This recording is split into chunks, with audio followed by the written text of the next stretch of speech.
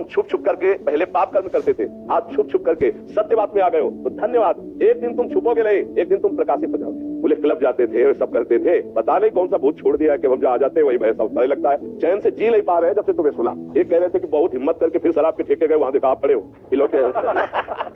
जीवन में कभी मन को संयम में रखने का अभ्यास नहीं किया तो 92 वर्ष में वही बच्चों वाली हरकत पाई गई ना। मतलब इस स्थिति में थे कि करुणा उत्पन्न हो रही थी। हमका एक बात अब मान लोगे? बोले आप जो बोलो। राधा राधा राधा। बोले जब तक श्वास रहेगी तब तक आपका ध्यान और नाम, तुमका जहां भी रहोगे तुम्हारा मंगल होगा, और जब शरीर छूटेगा तो वृंदावन में कह रहे भगवान की तुम्हें प्राप्ति होगी, तुम निश्चिंत रहो। विजेश जी, आज तक से महाराज जी आपके चरणों में कोटि कोटि प्रणाम। महाराज जी, बड़ी संख्या में सोशल मीडिया के जरिए युवा आपके वचनामृत का लाभ ले रहे हैं और उस पर अमल भी करते दिख रहे हैं, लेकिन उनमें अभी भी कुछ हिचकिचाहट है, खुलकर इस बात करने में शर्माते हैं, छिप छिपाकर आपको फॉलो करते हैं। उन्हें लगता है कि उनके साथी या माता पिता उन्हें नीचा ना दिखा दें। अरे अभी भी कोई उम्र है, अभी बाबा जी को सुन रहे हो, फॉलो करने का, मतलब महाराज इनका कहने का भाव है कि युवा सुन रहा है आपको, बट आज थोड़ी सी मानसिकता जैसे बाकी लोगों की होती है तो छुप छुपा के सुनता है। कह रहे कि इसमें आगे लिखा है इन्होंने कि ये ऑफिस में देखते हैं तो काफी जनों ने आपके कान में लगाए होते हैं, बट वो दूसरों से शर्मा शर्मा के सुनना चाहता है, समझना चाहता है और मतलब आपने जीवन में उतारना चाहता है, बट किसी को पता ना लगे ऐसा। हम सुनते रहे, एक दिन में इतनी सामर्थ्य आएगी तो दूसरों को सुनाने लगेंगे। अभी छुपने दो, अभी चिंगारी गई है और आग जब भड़केगी तो ज्वाला अपने आप उदय हो जाएगी और ताल ठोक करके सबके सामने भागवतिक मार्ग में चलेंगे। सत्य का मार्ग छुपता नहीं, आग को कपड़ों से छुपाया ले जा सकता। हम सब भी ऐसे ही थे। हाँ, आग को कपड़े से छुपाया ले जा सकता। और हम प्रणाम करते हैं युवा भाइयों को जो इसी समय अपने जीवन को सुधार में ले आए। ये अवस्था बर्बाद हो गई तो आप सच्ची मानो ये केवल नौटंकी नाटक भक्ति का बुढ़ापे में होता है, भजन नहीं होता। हमारी बात को पकड़ लेना। जीवन में भजन का अभ्यास नहीं किया, जीवन में संयम का अभ्यास नहीं किया तो बुढ़ापे में नौटंकी होती, भजन नहीं होता है, उसका नाटक होता है। भजन करना कोई खिलवाड़ नहीं। जिंदगी में जवानी में बेविचार करते रहे, बहुत से माताओं बहनों की तरफ गंदी दृष्टि रखते रहे और बुढ़ापे में सोचोगे भजन हो जाएगा, हमको करके दिखा दे कोई। अरे भैया, साधारण बाहरी बात है, जिंदगी में पिस्तौल नहीं चलाई, हमारे आगे सब रख दो, बेकार है, मीट की तरह भले मार सकते हैं लेकिन हम गोली नहीं चला सकते। क्यों? कभी हमने अभ्यास ही नहीं किया, तो मन को सच्चिदानंद में कभी लगाया नहीं और पापाचरण करते रहे हो। तो कहते हैं ये अवस्था तो भजन की नहीं, तो अवस्था कब भजन की है? जो प्रश्न करता है ना ये अवस्था भजन की नहीं, उससे पूछो क्या तुम भजन करते हो? 92 वर्ष के आदमी को बेविचार के लिए प्रयासरत देखा गया। 92 वर्ष, सोचो उसकी दशा क्या थी जानते हो? लकड़ी लेके चलता था, चश्मा लगा के चलता था। और इसका मतलब परिचय जानते हो?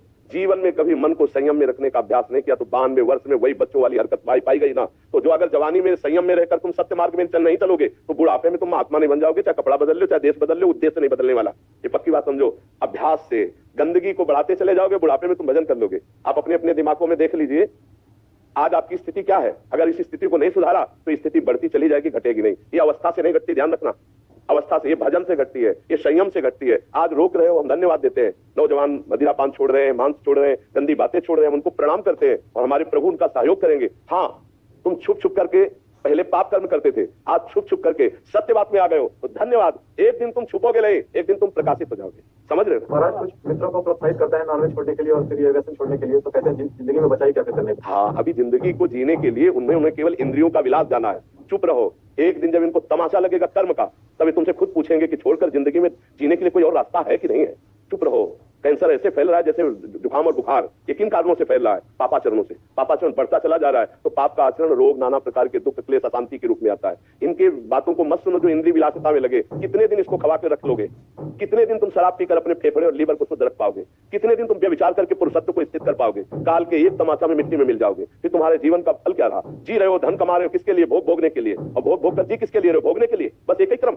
जीने का उद्देश्य मानव जीवन का धर्म है, सत्य है, राष्ट्र है, भगवान है। ये कहां उच्च विचार रह गए? क्यों? केवल इंद्रियों के गुलाम बन गए। शराब पीना, व्यभिचार करना, मांस खाना कर लो।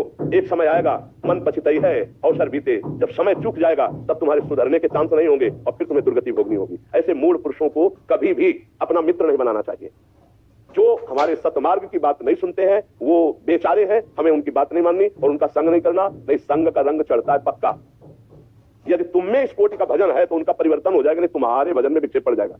चलो इनकी बातें। बातुल भूष बिवत मतवारे तेले बोले बचल विचारे तिनकर कहा सुनी नहीं। एक सज्जन आए थे, वो कह रहे थे कि तुम कोई भूत रखते हो क्या महात्मा जी? बोले क्लब जाते थे, सब करते थे, पता नहीं कौन सा भूत छोड़ दिया कि हम जहाँ जाते हैं वही भैंसा उठने लगता है कि आपने मना किया है, आपने ये मना किया है, आपने ये मना किया है। चैन से जी नहीं पा रहे हैं जब से तुम्हें सुना। पता नहीं कौन सा भूत छोड़ दिया हमारे दिमाग में। तो एक कह रहे थे कि बहुत हिम्मत करके फिर शराब के ठेके गए, वहां देखा आप पड़े हो।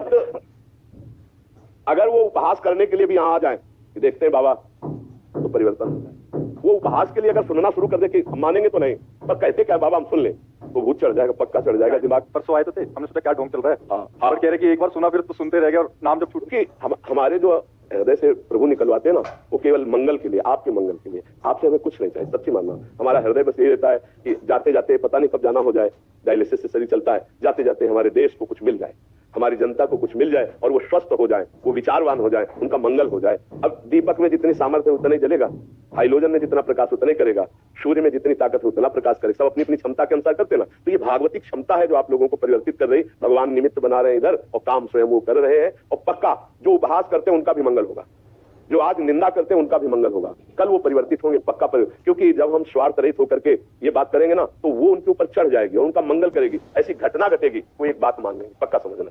एक अनुभव की बात बता रहे कि एक डॉक्टर थे, अमेरिका से पढ़ के आए थे और वो कभी भक्ति सिद्धांत ये सब जानते नहीं थे, तो वो सदैव निंदा करते थे संतों की। उनको समझ नहीं थी ना, उनको लग रहा था कि ऐसा भगवान और संत उनके लिए कुछ नहीं, ऐसा क्योंकि पढ़े लिखे वैज्ञानिक डॉक्टर तो कोई मान्यता। एक बार उनको समझाया गया कि आपको जो ज्ञान प्राप्त हुआ वो भी भगवान की कृपा से प्राप्त हुआ। आप जो अच्छे डॉक्टर हैं, आपको जो अंगों का शल्य क्रिया के द्वारा, ऑपरेशन के द्वारा पुनः जीवन प्रदान करना, ये भगवान की कृपा से आपको, वो किसी भी तरह तार्किक पुरुष किसी भी तरह नहीं बनता है।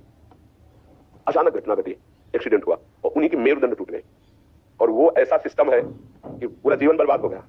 एम्बुलेंस में लद के उन्होंने इच्छा जताई थी एक बार बाबा से हमें मिला दो, तो हितधाम में थे, एम्बुलेंस में वो नहीं आ पाए, रोड तक वो आए, रोड तक हम गए निकल के, रो रहे थे और कह रहे थे हाय भगवान तो मुझे बचा ले।